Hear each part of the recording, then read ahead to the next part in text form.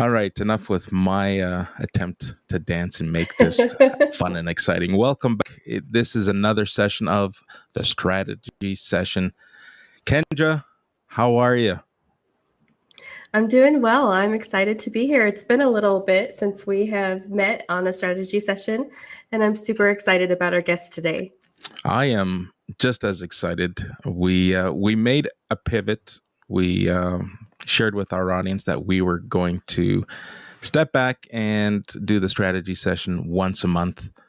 Uh, Not because we hated doing them, we love doing them. You know, it just became difficult to squeeze all these events and manage our business. So I'm glad that we got the support from our community. There was a lot of good sentiment and followers. So we're hoping that those who can join us live today miss us just as much as we missed being part of the community. All right, Mhm. so our guest today is a wonderful person who you introduced me to, and I'm excited. We're going to jump into this conversation, the bold question about what is your brand? What if your brand wasn't just seen but felt? Now, you and I are in the marketing space. We work in different verticals. Digital marketing. I got that customer experience lens. So it's for me, it's more cross functional. But we have someone, Beatrice, who's going to be joining us. And before I let her introduce herself, let me cue this up. Let's bring her design up. Beatrice, how are you? I am badass. You And are badass. Oh, we're going to get censored here today. I get the feeling. It's like not the typical language we're used to, but we're perfectly fine with it. So, Beatrice, you taught me something earlier today. Uh, get connected. Get connect. Your last Mhm, name. And how mhm. fitting is that? The way it's pronounced. I would have butchered it. In fact, I butchered it before we went live, and I'm glad that you corrected me. Gut connect. Yeah, yeah. Good Love it. connections, good connect. I love it. Here, we're going to give you a little wow. While you introduce yourself, tell us a little bit about who you are and the community you serve, and we'll jump into the conversation.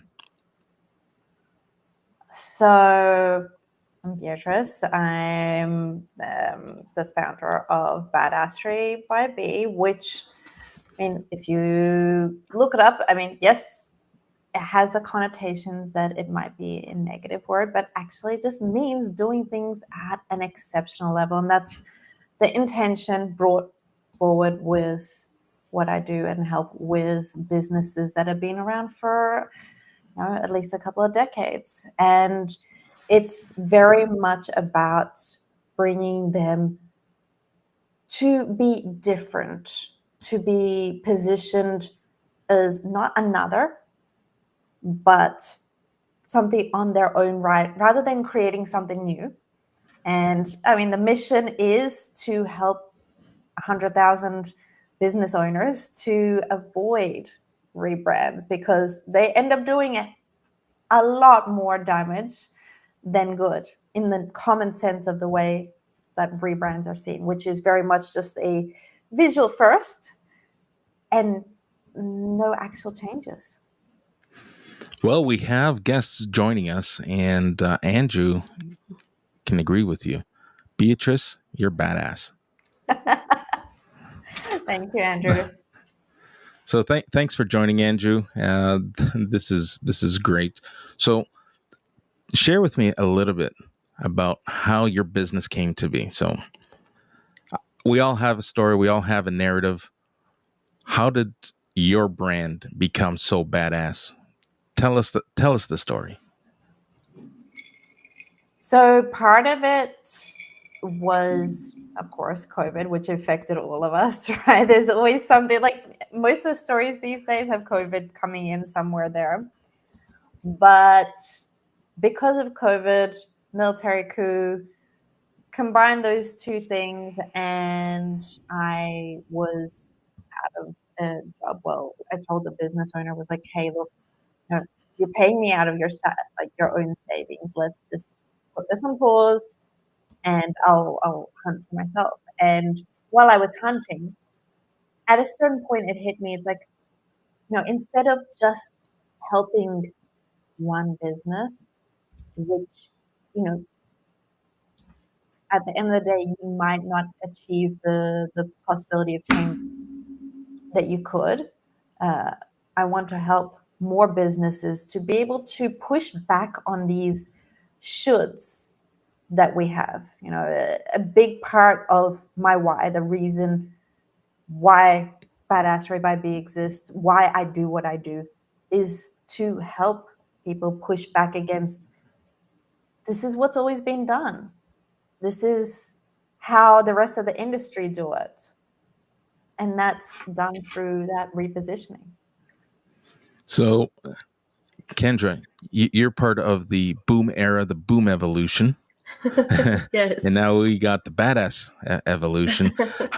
How did the two of you come together? Let's hear the marketing story, and let's hear the LinkedIn effect, because I'm sure there's a LinkedIn effect here that brought the three of us together. Totally. So Beatrice does a lot on LinkedIn, just like the two of us do as well. I believe she helps clients with their LinkedIn, kind of the same. But I think that she just came across, I came across her profile. We set up a coffee chat, like a quick introduction. Found out that we would both do podcasts. So she has a really great podcast, and I've been enjoying listening to that. My podcast is brand new. So we had a quick coffee chat, and, she was just encouraging me to keep going and just do it and really stand out. So that was amazing. And I just felt like it was a really great meetup. And then to triple the effect, she had put out that she was looking for a customer experience person. And I was like, okay, you need to meet Americo. That is great. And folks, in essence, we're bringing a whole dynamic to the conversation.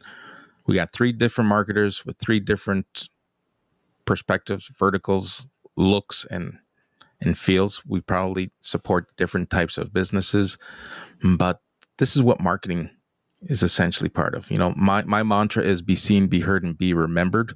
Right, the remembered piece is that customer centric, that customer experience note at the end. But that's essentially what we're doing for our customers. We're helping them raise visibility, create awareness, and be remembered. So if someone's listening today, they may not be prepared or ready to buy from any one of us or anyone in the audience, but through engagement, through visibility, through all the activities that we do and help businesses do, we're helping them be seen. We're helping them create that visibility. We're helping them create their own brand persona, their voice. And that's what customers lean into, right? I want to take a moment just to see, before we get into the conversation, where are people joining us from? We have people joining us live. Some have already dropped comments. So thanks for those who are engaging. I'd like to try an exercise. You don't have to let me know who you are and what you're doing, but I'd love to know where you're joining us from. Let's see how far we've reached. Just drop in the comments, city, state, country, and let's see what happens to our live cam. We're going to experience the pinheads pop up as we enter the locations that we're joining in from. So this is a platform that I'm testing. We're trying to make these events more interactive, more engaging, and more immersive. And that's part of the whole, seen, heard, and remembered. And I'm going to ride Beatrice's coattail. I'm trying to make visual and virtual events badass. All right. All right. Hey, So we, that is so cool to see him pop up in real time. I saw the comment and then I saw the pin come up in California. isn't that fascinating? I love this. Look, they're starting to pop in. So thank you. Um, this is awesome. All right. So it works. I'm going to be reaching out to our members and our friends at Stream Alive. I have no affiliation with them, but I'd love to bring them on as a guest and maybe let them share a demo and talk a little bit about their platform. So stay tuned. Maybe we'll schedule it on this show or one of our other branded shows that I do so often. There's people are starting to tell me, it's like, dude, I can't pick up my mobile device without seeing you live somewhere. Yeah. All right. Back to Beatrice. This is Beatrice's hour. Let's not steal her thunder. Let's talk to Beatrice and ask some fascinating questions. And please, by all means, if you have questions for Beatrice, please feel free, drop them in the comments and we'll answer or have her answer the questions. But let me start off with you mentioned brand seduction. What does that mean? What does that mean for you, Beatrice? At the end of the day, with my background, it's very much operations forward with that marketing and brand experience. So it's about bringing it into the entire business, not just marketing, not just sales, but getting everybody involved. And that's, how we had this original conversation. It was about the podcast, the Art of Positioning podcast, where we were talking about like, hey, how can we talk about the different aspects of implementing to help business owners to ensure that seduction is actually possible, right? There's no one, hey, let's just use this pack of hooks on your content. There's no one template, right? It's putting those pieces all together, one consistent voice, one consistent, like, okay, this is how we're going to be positioned in the market. This is what our message is going to look like to support that strategy. This is our customer service team to make sure that they're going to tell us, hey, this is our positioning. What's the feedback? What are customers saying in the actual showroom? Or what are people saying on the phone? Was there feedback there? To make sure that at every point, it is the exact same vibe. And then that becomes a seduction. You're creating a world. That's, at the end of the day, you build out like a little world, and it allows for that bit of escapism, because now, between whatever current world disaster, we all kind of escape, crave a bit of escape. And that's why TV series are so popular. That's why books are so popular, or video games, because that's a form of escape. And so by doing these things, we're building that. And marketers used to refer to this heavily as the omni-channel experience and the multi-channel experience, and you want to make it seamless regardless of where your customers show up. So if I were to look at Boomtag Media, Kendra, you show up seamlessly on all channels. If I go to your Instagram, the Instagram experience is the same as your other platforms. I'll be the first to tell you, I wasn't like that. I was trying to fit a square peg into a round hole. I know I have no business belonging on TikTok. I am not prepared to do what millennials do to get the vibe that TikTok offers. So right now, my presence in other social platforms where I'm not prominent is inviting people to, hey, come visit me on LinkedIn. Come watch us, come listen to us on YouTube. So it's really pushing people. I don't want to turn my back to not having a presence, but I also understand, and it's important that when you talk about the art of seduction, when it comes to marketing, that you have to know where your audience is, and you have to kind of make it feel seamless, but at the same time address the different audiences that are showing up on different platforms. Is that not right? And what I would add there is, and I've seen this happen a lot in businesses that they've been in there for a few years, is make sure that your name or that brand is secured on every platform, regardless of whether you plan on using it or not. Because later on, maybe you might want to use it, or maybe somebody might take it and they might post things which tarnish your brand. So That it's is not such a about good you. point. Yeah. And also, like when you have at the bottom of your website or on your business card or something to make it more seamless, if you can say, I'm at such and such on all these different platforms, and then give the little logo icons, and they know all they have to do is go to whichever platform they prefer and search at and put in that name, to have it be like, instead of having a card that says, okay, on TikTok, I'm at this, and on Instagram, I'm at this, and they're all different, that creates a much more fluid brand experience. So that is a really great point. Even if you're like, I'm not ready for that platform, maybe just put a placeholder there.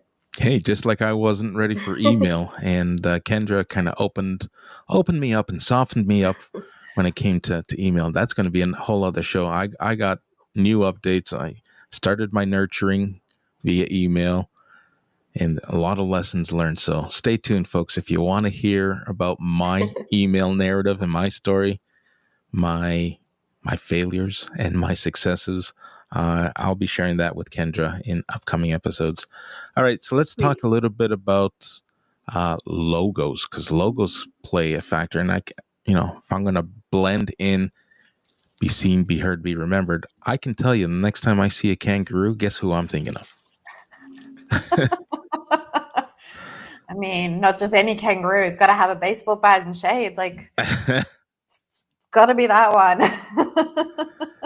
So now we say this anecdotally, but there's some truth to it.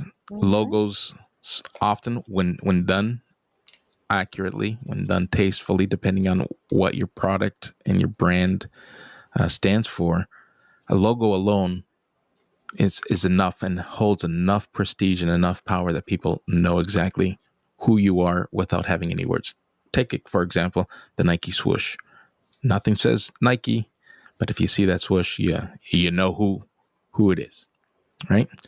And then there are people that try to, I'm going to use the word saturate, try to make their entire strategy around a logo, but that's not what makes a brand. And you kind of lean and help businesses on, define the need for rebranding. Let's talk about that, because I'm sure there's a lot of people who come to you and say, you know what, I'm thinking of giving my brand a fresh new look and feel. And can you come up with a logo? Well, it's more than just a logo. Can we talk a little bit about that? Yeah, you nailed it. It's to push back on that concept of the logo. It's not enough anymore, especially with AI, automation, all these things being so prevalent.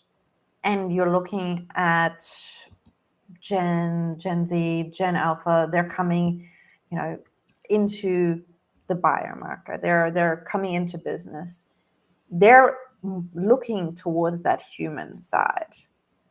So in terms of looking to rebrand, like, that can be the most negative impact to your business and the longest in terms of recovery from that. Because if you've been in business for at least, you've been in business for a couple of years, you've started talking about your business, people started associating it in their minds. Now, what they've associated to well, that depends on what you've been talking about and how consistently you've been talking. But the moment you change that is the moment they get completely confused. And to Andrew's question about Jaguar, that it's a brand that they built up that association for decades. We know that brand. There's that association to elegance, to maybe cigars, to like that high end kind of living, like old school. And then suddenly overnight, they changed it. And I understand their reasoning, why they tried to do it. Their sales were dropping. They weren't reaching the younger audience. And so they were like, oh, let's just give it a fresh look. But that served to alienate their entire existing customer base, going, this is not who I am used to buying from. So you end up doing more damage to your market value, to the trust, to the loyalty, and to build that back will take years, if at all, depending on your business and how strong it is. Yeah, and it's sorry, go ahead, Kendra. Oh, well, I just was thinking of something kind of opposite direction, and I wanted to get your input on this. So I've seen some rebrands lately where the companies make a really big deal about updating their logo, and like they have this big reveal. I'm thinking of Kind Bar. I don't know if you have seen that, but they have a logo that's just like some stripes of color and says kind on the top. And they made a big deal about doing a logo rebrand, and like they drop the curtain and everyone's looking and like, what's the difference? What did you do that's different, and why are we making a big deal out of this? Walmart did something. Oh, Walmart. It's funny how you and I were both on the same line, because I was going to bring the Walmart story where there's no difference. They changed the color saturation on the blues and the yellows, and that's all they did. Exactly. So I understand wanting to stay fresh, but from your perspective, what good is that doing? It's not. Staples as well. There've been a lot of brands that people have been sending me, and it's consistent thing, because the experience with the business hasn't changed. The biggest example that I can think of that everybody will know: Twitter to X. They changed the interface. They changed how it looked, just the visuals. The experience is exactly the same. Did they replace the word tweet? Are we still using? Are we tweeting? It's the point is that essence. If you're going to do a rebrand, in the sense of doing a rebrand, you're changing the direction of your business. I would only recommend a rebrand if you've, say, for example, got a terrible association to your business and it's been building over decades. You're like, okay, we need to just completely disconnect from that and start from something new. Now, how much of this, and I know there's a percentage, and I'm sure if we enter the right prompt into a GPT, we'll have some resources and some data. But some of these rebrands, so if we look at the Walmart and we look at the Kind brand, and it's doing exactly what they intended to do. We're talking about it. This is a strategy to put the brand front of mind. You know what? Sales might be slipping. We don't want to, pull the Band-Aid off and come up with something very dramatic that is going to shake the market or worsen the position that we're in. So let's just build some hype. Let's create some awareness around, hey, we're changing things. We're coming out with a brand new look. Now everyone's excited. Everyone's anxiously waiting. And big reveal, and you look at it and it's like, I don't know the difference. You made me go out. I pre-ordered all of this stuff. I got all excited, loved the brand, and the ta-da, that moment was like, oh, is that it? It's like an anticlimax. And that's the problem, right? You get people to talk about it, But it's the same as how we're all, a lot of people on LinkedIn or other socials, they're so focused on virality. That virality only lasts as long as that post. Mhm. Right. So from the marketing perspective, everyone wants that long tail, and perhaps this particular strategy is what will give them the longest tail, because people are talking about it before the rebrand, people are talking about it during, and people talk about it to this moment. Here we are talking about Walmart and giving them free plugs for Except the next, we're all marketers. We're all marketers. Like, I would like to see somebody who is not in the marketing space, what they said. Like, are they still talking about it? Absolutely. And you know what? There's more and more people are leaning into this whole user-generated marketing strategy, where they're not investing heavily on Twitter or X, because that was the platform to be. That's where you wanted to be seen.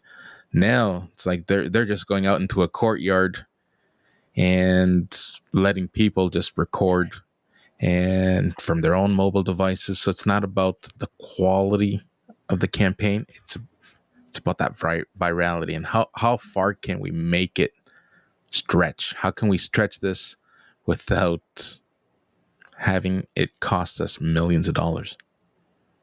Mm-hmm. And it works. It is working. Look how many people are growing up. You hear kids doing it. You got adults doing it. Everybody wants to be an influencer of some kind, in hopes that they're going to see their shining moment. Now, all right, we're getting off track. Let's get back into the lane of rebranding. So, let's check questions here. Yeah, there's quite a long one there from Andrew. So I don't know if we want to go through that or just hit highlights on that. Well, let's see if we can fill the screen with Andrew's question. Okay. The success rate of rebrand varies depending on the source, industry, and how success is defined. But here are some general benchmarks. Established success rate of rebrands, roughly 50 to 60% of rebrands are considered successful by business. Okay, yeah, you're right. I can't fit all of it in. Right. But the second part let's is get we get the gist of it. Yeah, so 40 to 50% either fail outright or deliver underwhelming results.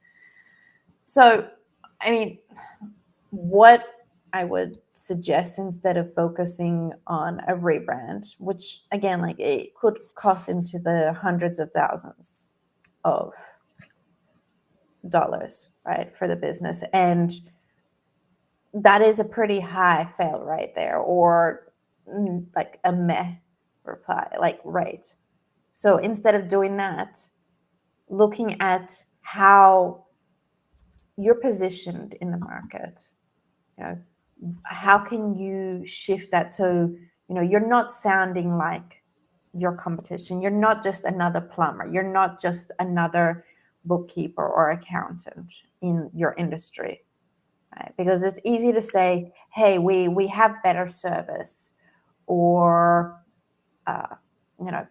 etc. is better. But So let's shift this. Is there a difference?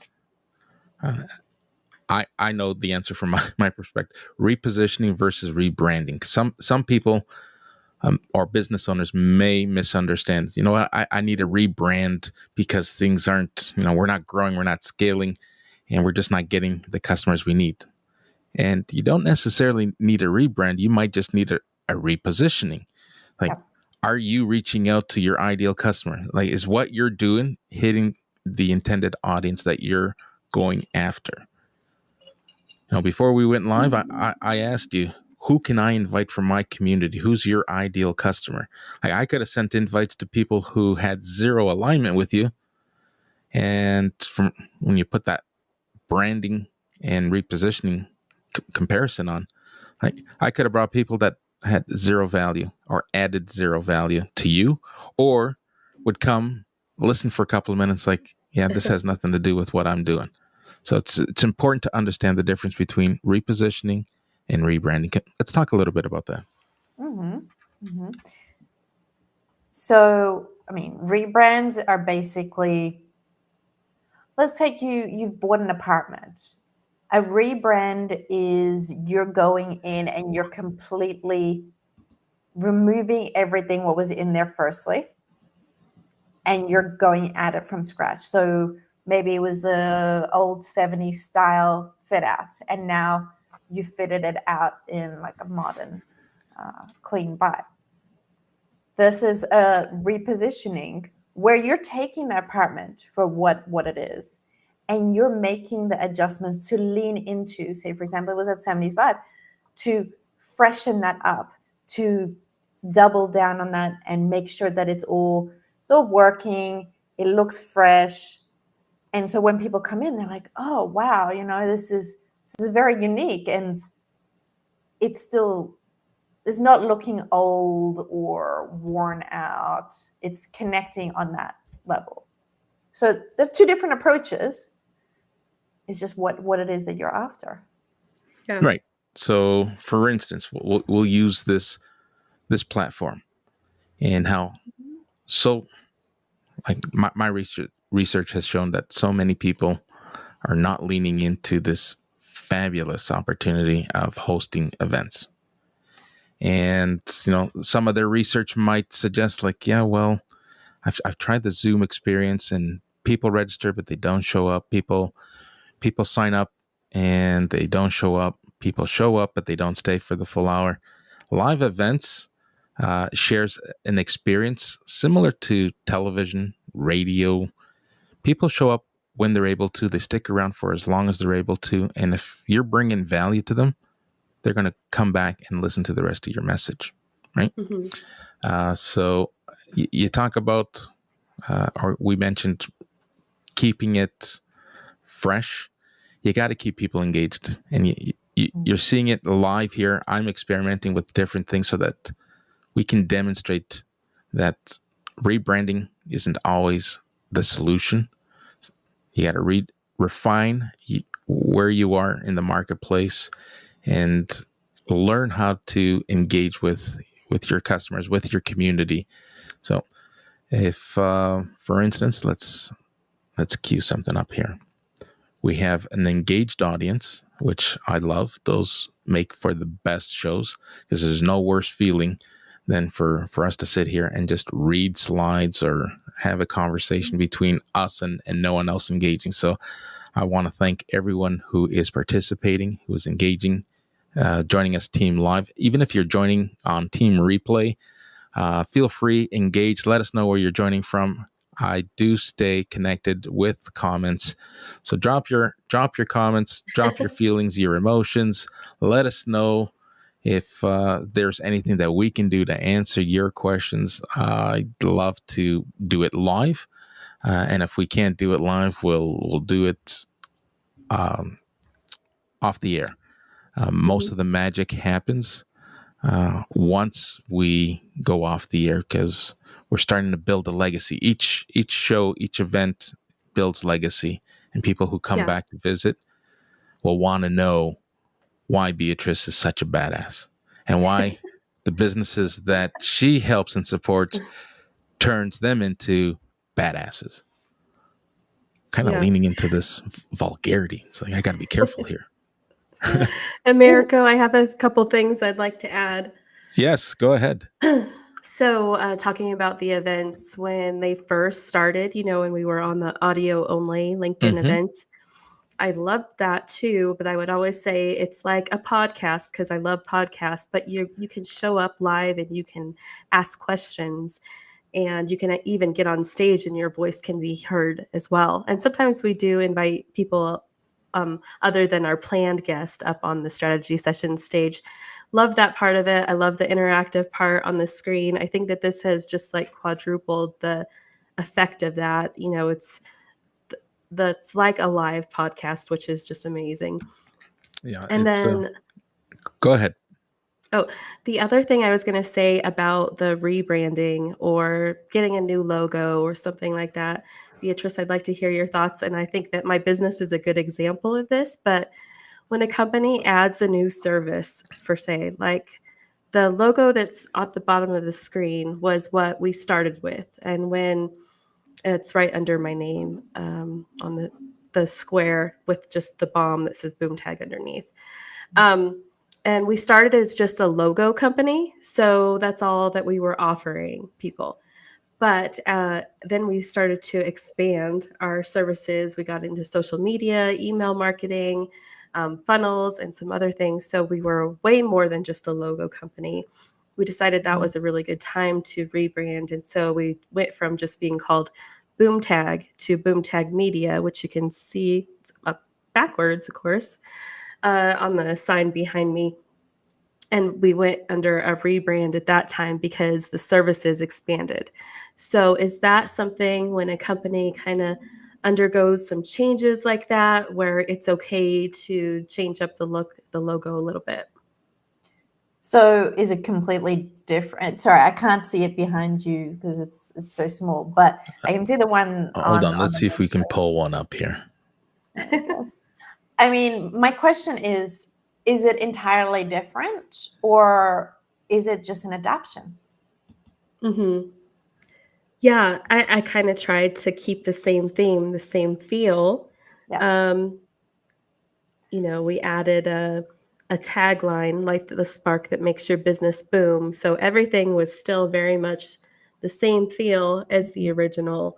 So maybe it is what you were talking about with the apartment example, just like leaning into what we already had, but then showing that we could expand our offers.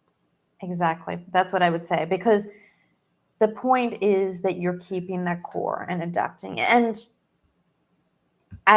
for any business, you want to be adapting. You want to be checking, okay, what is the response?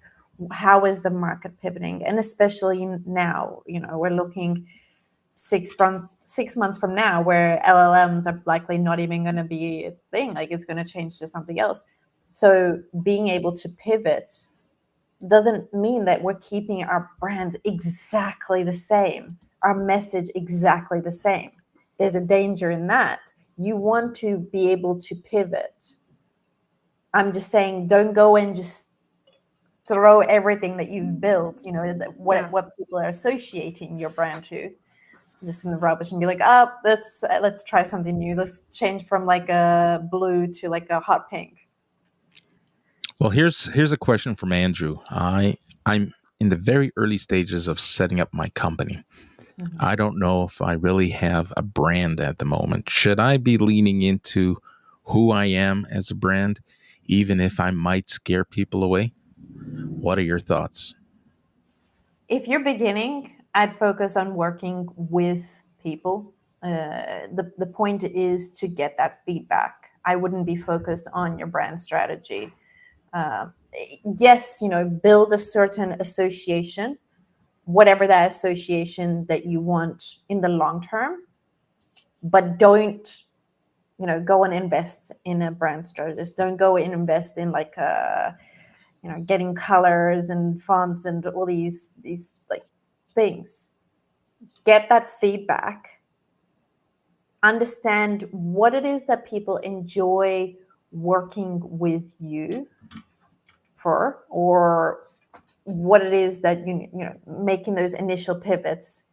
And then once that's done, then you have some indicator of where you can double down on. Kendra, your thoughts? And it's okay if I you think don't. I don't want to put you no. on the spot.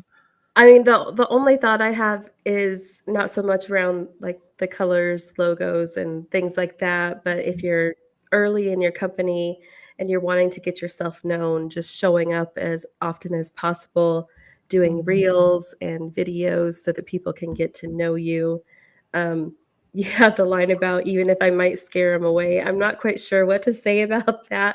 But I think I was just listening to Chris Do this morning, and he said that your uniqueness and the things that are anti the average boring kind of thing is what's going to really make you stand out. So lean into that a little bit, and the right people will find you.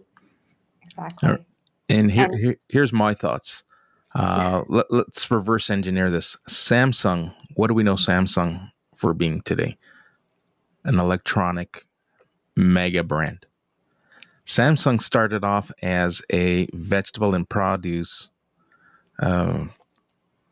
distributor. What? Yes, the That's furthest news to thing from me. technology. So understand and listen. We all go through this. It's part of our journey. We're going to have a moment in time where we'll believe that we can be all things to all people, and we will expand and we will contract and we will learn. But if, to Kendra's point, if you show up consistently and share your vulnerabilities, share your narrative, share what you're building, and make your community and your tribe part of your journey, people will resonate, and you'll be surprised, as I was. I was astonished at how much philanthropic support I got. People were reaching out. Hey, I know exactly where you are in your journey. If you want some advice, set up a call with me. And lean Mhm. into that. When people reach out and say, hey, do you want some advice? I know exactly where you are. I was there not too long ago. I was there, however many years ago. Here's what I did. And at first I was reluctant. It's like, well, what do you know?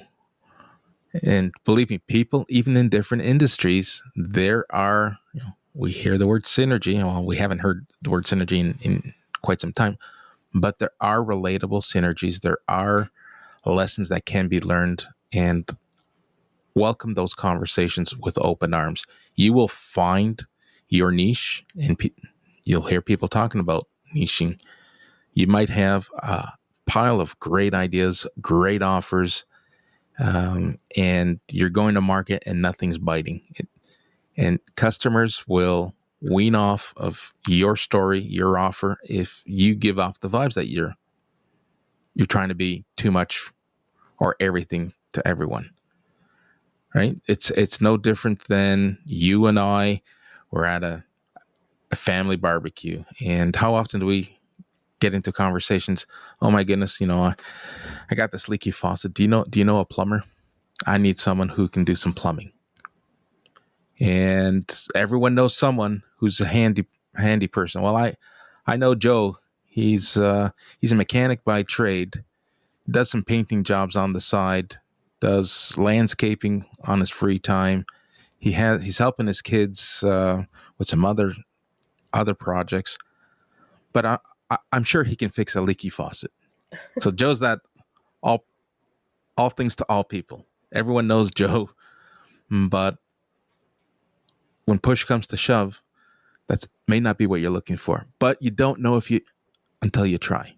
So go out there, try to be all things, see what fits, and then niche it down. And don't be afraid to try, because you're going to learn from your failures. And the more you're failing, the more you're going to come out the other end stronger, and more vibrant. So don't be afraid of whether or not you're going to scare people off. People who are on a similar journey will reach out. They will help you.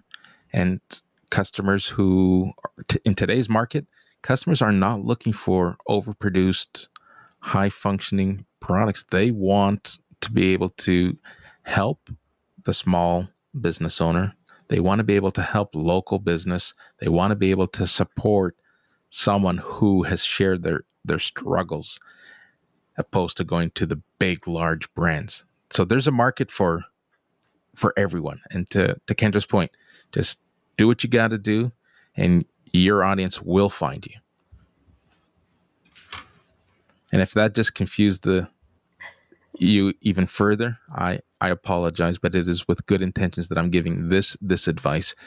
And I'll reach out to you. Let's connect. I'm a big fan of giving back where possible, and see where we can help you. All right, great question. Look at that. We're already at 45 minutes. Where does the time go? You know, Let's. Do we have any other questions before we move on to what I might have to say? If I can add in, you can add whatever you'd like. This is your hour. It's our hour, but I'll add in about that. I also want to note to stay in the known. Now, I don't mean like, do what others are doing in the industry, because that's not conducive to, growth, to standing out, right? But keeping the language to what customers or your intended customer will understand is important, while adding in those quirks. Keep the quirks, keep those little things that make your business that little bit memorable, but stay in the known. And even if it means looking to other industries for ideas, to stay in that known but keep things interesting. That's another approach.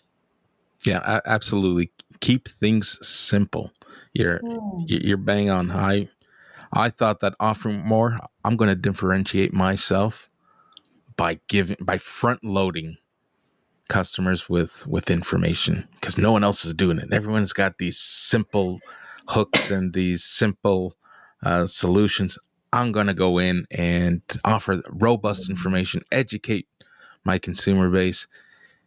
And I heard crickets. Nothing. Like, I was overwhelming them. And sometimes you do it with passion, with good intention, but the impact is detrimental. So when people say less is more, believe what they're saying. Less is more. Right? Yeah. There's no need to overcomplicate it. We tend to overthink. This is the biggest problem. We're always trying to make things longer, make things worded more fancy, when we're kind of on a rush.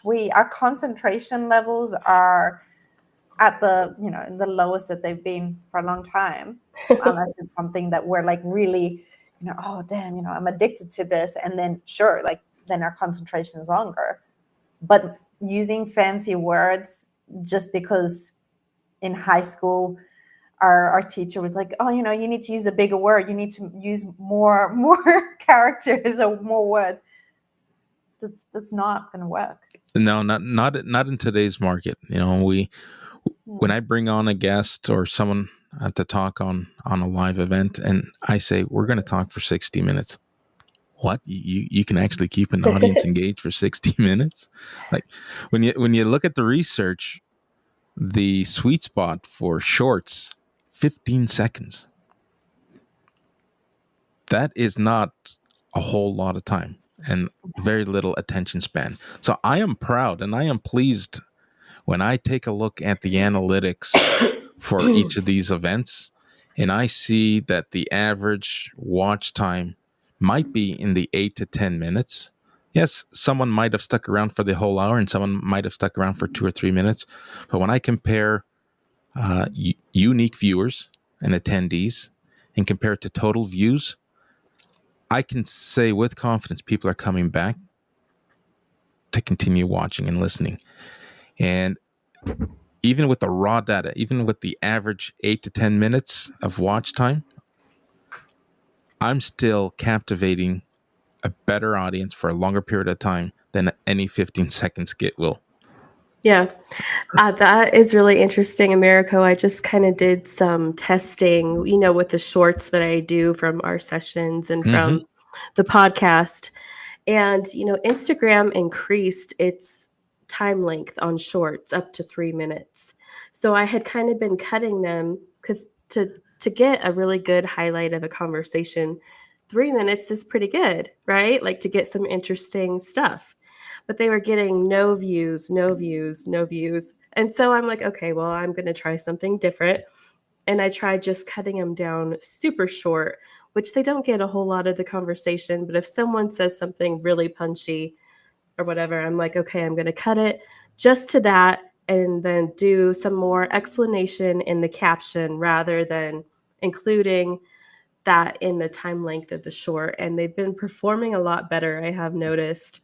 So the attention span thing, it's a real thing. But I'm glad that these sessions are at least engaging enough to have some viewers stick with us the whole time. Yeah, not only stick around with the whole time, but come back and continue to listen and reach out in some cases. Of course, we're always open to people reaching out more frequently, but that comes with time, right? What we're doing here, we're not pitching, we're not selling a product. This isn't live selling. This is storytelling. We are sharing our advice. We are educating our communities. And this, in essence, is going to captivate someone. It's going to resonate with someone. And just being here, the three of us, as our authentic selves, unscripted, unrehearsed, it's going to mean something to someone, right? And I hear that very often from some of our listeners and some of my community members, that the whole not sugarcoating things and keeping it just in plain language, I built it right into my business name. Journey Logic. I want to keep things logical. I want to keep things simple. Let's not overcomplicate it. Keep it logical.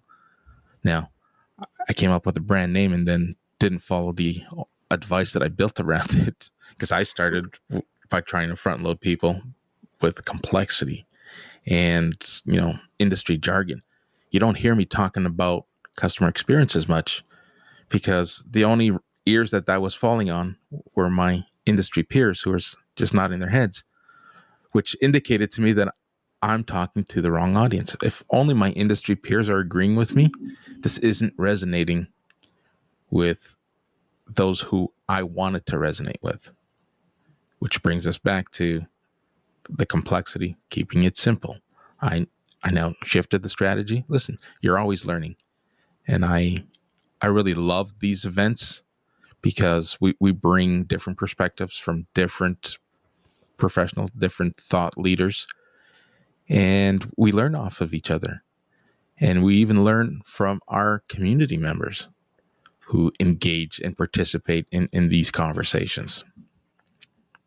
So now, seeing how we're at the top of the hour and we're trying to learn from each other, why don't we kind of shift into the what ifs, or the I'm not going to say speed round of questions, but let's dive into what Beatrice's thoughts are when it comes to shifting. So if you don't want, or you want to encourage people to stay away from rebranding. So what is one of the small shifts someone can make today who is either starting out or who is, knee deep in a business that may be at a crossroads and they're thinking rebrand and you're thinking, maybe not a rebrand, but maybe a reposition? What advice do you have? What kind of shifts should they consider? And who can they reach out to? Who's badass? Wink, wink, nudge, nudge, nudge. Nudge, nudge. It's like, well, firstly, I would see, have a look where you're at, whether it's, you should be investing in marketing, or you should be doubling down on that, whether you should be doubling down on your operations, whether you should be looking at your brand. And this is free, like this is not a pitch. I've built up a tool where it helps you actually check your brand performance and whether it's actually necessary to be focused on your brand, or whether you should be focused on your marketing or something like that. And you can find that on badassraybyb.com, or you can find that on my LinkedIn profile. It's the brand health check or brand performance check. It's totally free, and it'll give you immediate actions, 30-day, 60-day, 90-day actions for free. No extra things needed.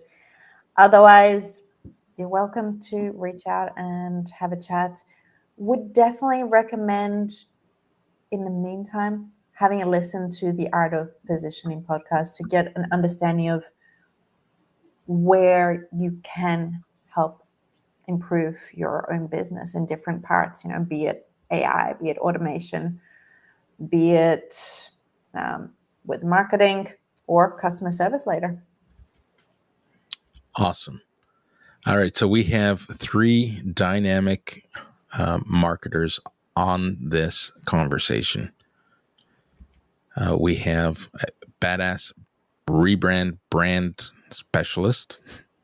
We have Kendra, who is the Boomtag media mogul, who is here to support in areas of digital marketing. And we have the virtual event marketing, not going to say specialist, just passionate about delivering good experiences and different marketing from a different marketing lens.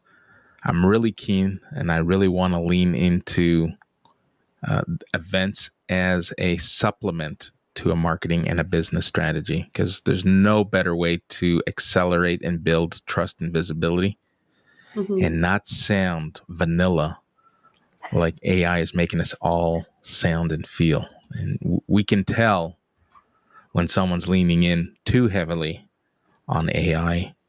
Like, I'm not here to bash it. I'll be the first to put my hand up, say that I use it and I leverage it to optimize how I show up. But there's a tremendous opportunity to differentiate yourself. And all 3 of us offer a unique and dynamic service offering that helps supplement an entire business strategy. So that is the only plug you're going to hear from me. And it's a plug that applies for all of us. And I want to take a moment to thank you, Beatrice, for being part of the strategy session. I know it is late where you're at. So thanks for accommodating the time zone difference and being up late with us. Kendra, is it still hot in Casper, Wyoming? We have a fire on the mountain that's not that far from my house, really, but the fire is just making everything super hazy, smoky. So it's hot but cloudy because of all the haze. Yeah, so we similarly, we don't have fires nearby, but there's smoke coming from fires up north, and we got the same haze. It is and has been for the last 4 or 5 days, over 100 degrees here. It is sticky, ugly. Yeah. It is just, I can't wait, and we all wait and say to ourselves, I can't wait for the summer, can't wait for the hot weather. And then the hot weather shows us like, this is horrible. Yeah, well, I don't think that the haze and the smoke has been helping my cough at all. So thank you for being patient with me. Had to put myself on mute and turn around and cough a few times. So hopefully that wasn't too distracting. No, not distracting at all. Once again, let's get Beatrice up here on our screen and take a moment to not only thank our guest, but also thank those who attended and spent time with us here on Team Live. We had quite an amount of attendees register for the event. So stay tuned. If we're not connected, I promise I will reach out and invite you to experience what I'm building in my community. And I also promise that I'm not going to pitch slap you with what I do for a living, because that's important for me. And I totally respect my community. I'm here to nurture. I want to help others be seen, heard, and remembered, but on their terms, not just on my terms. All right. So, Kendra, how can people get a hold of you? You can always find me on LinkedIn. That's one of my favorite places. But you can look for me at Boomtag Media on Instagram and TikTok, boomtagmedia.com, and check out my podcast called the Business Boom Podcast. Fantastic. So, top of the hour, once again, thank you, everyone. We're going to close the room, cue up some mood music, and see you all next time. And next time will very likely be a month from now. Thanks for joining, and thanks for being with us. Thanks, Americo. Thank you, America and Kendra.